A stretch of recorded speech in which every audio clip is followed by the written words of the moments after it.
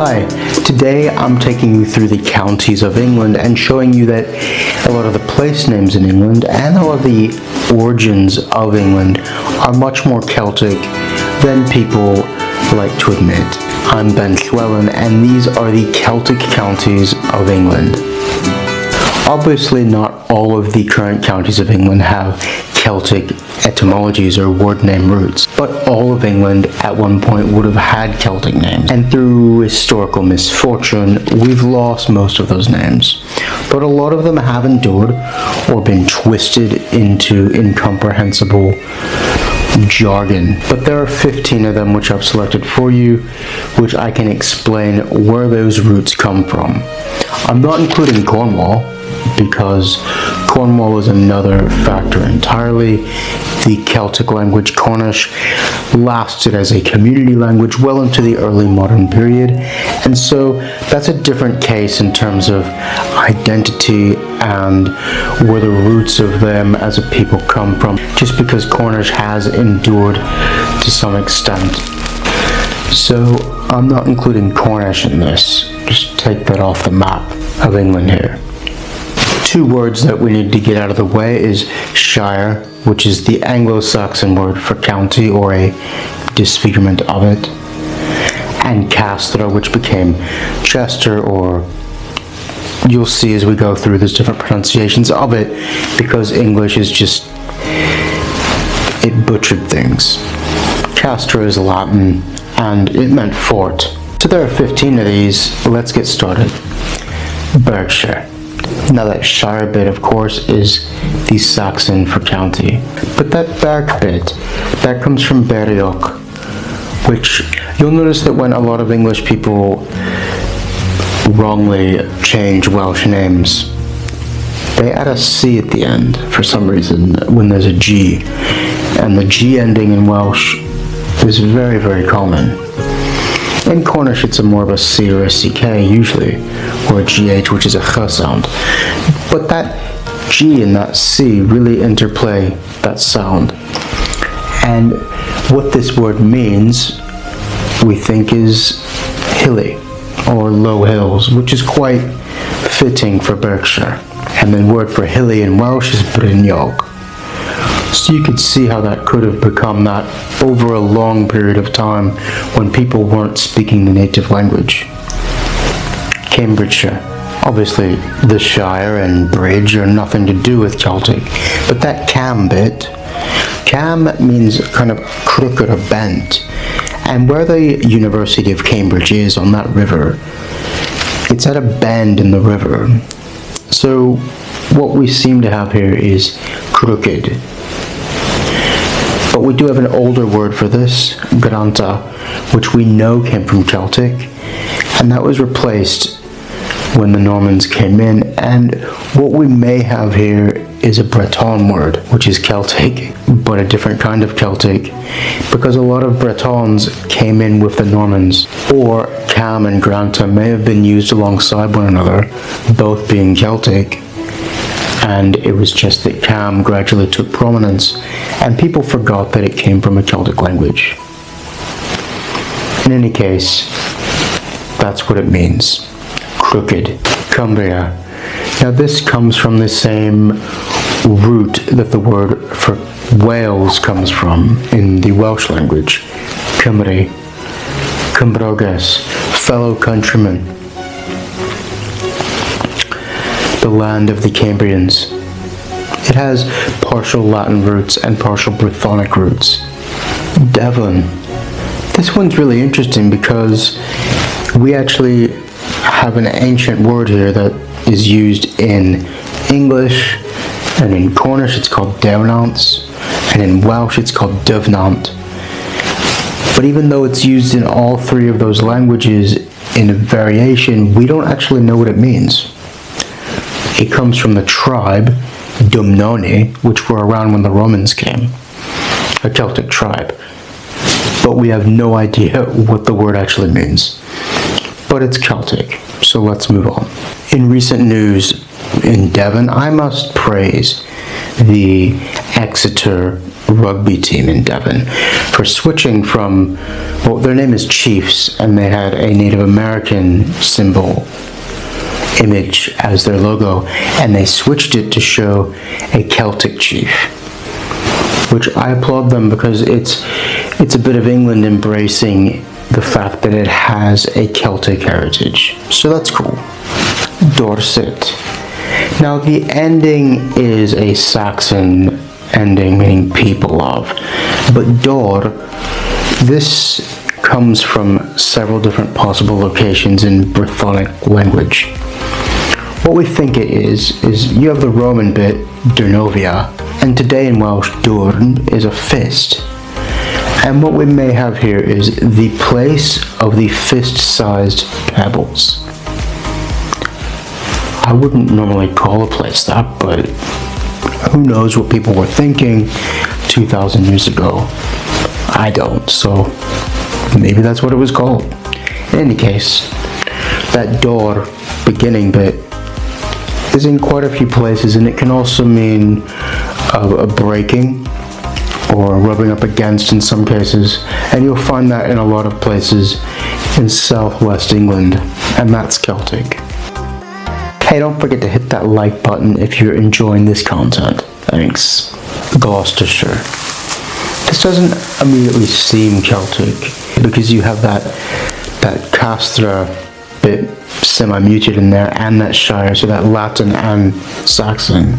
But that GLOU comes from Roman Glevum, the Roman town of Glev. And Gloyu today in Welsh is shining. And what we have here is the bright, shining place in Brythonic. The Celts had quite a fascination with shining things. You'll notice Greater Manchester. Obviously Greater is not Celtic, and you can ditch the Chester bit. That's from that Latin element again. But that man bit comes from Mama, probably meaning a gentle-breasted hill. But it could also mean a river goddess as well, a mother river goddess. And Mam is the Welsh word for mother. In any case, that bit of Manchester is from Welsh. The Isle of Wight. This likely comes from wyth, which is the word for 8 in Welsh today. It would have been slightly different in Brythonic, but a very, very similar word, and it would have been perfectly intelligible to a Welsh speaker today. The Isle of 8. Kent. About as far away from Wales as you can get in England, and it's remarkable that this one is clearly from a Celtic root. The Canti or the Cantiaci were a Celtic tribe, and in contrast with Devon, we know actually what this means. It means white or bright, maybe even shimmering. And that's interesting to me as a Welsh speaker, because when you say you want to bleach something, the word for that in Welsh is canny, with 2 N's. Or bleach itself is canith. And that double N is important because it means that there likely used to be a T there, way back. So, canith and canty, that comes from the same root. There's this bleached whiteness element. And that's where those white cliffs are that are famous, the cliffs of Dover. So maybe there's some connection there. Lancashire. Obviously the Shire is not Celtic, but that Lan at the beginning is quite interesting because it comes from a river, the Lune, and historically it was called Loin. And the word for in older Welsh, llawn didn't mean just full, it meant a teeming, and you have this in some river elements in that part of England to mean teeming with, abundant with. So what we have here is the Celtic root word for a teeming river, an abundant river, full. Lancashire is a full teeming river county.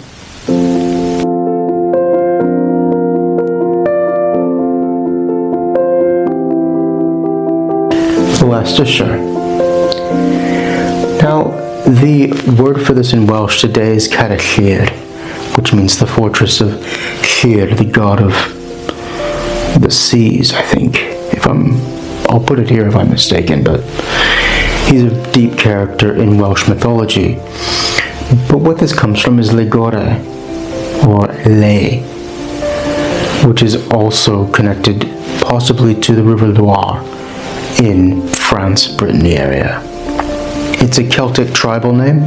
We're not sure what it means. It may be connected to light, but we're not sure. Lincoln, like Abraham Lincoln. This actually has Celtic roots. Now, Lincoln is a Roman Latin word, but it comes from Linden, which today in Welsh would be Llyndy, black pool, basically.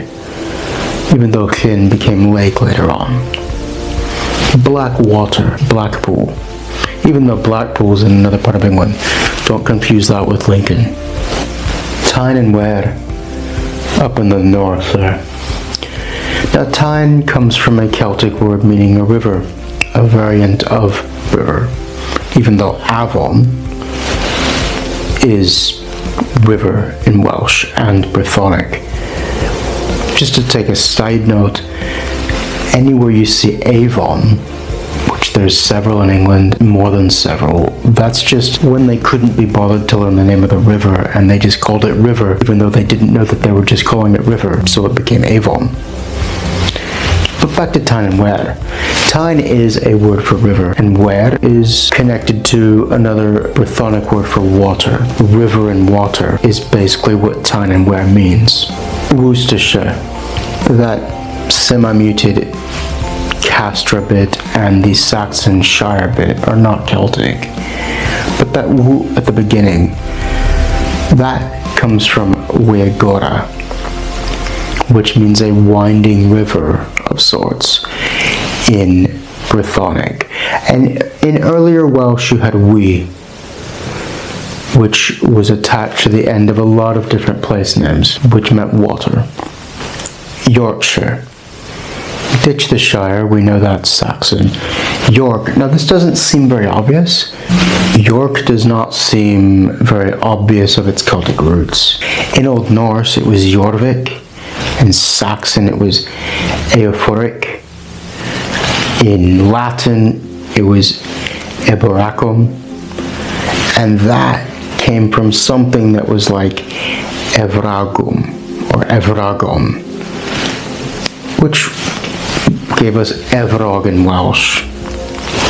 And what that means is place of the yew trees. Let me break that down for you.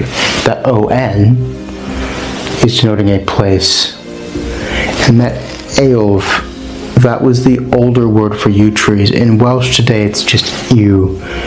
That soft V sound from that F dropped off at some point. We lost it, which happens and has happened in a lot of Welsh words.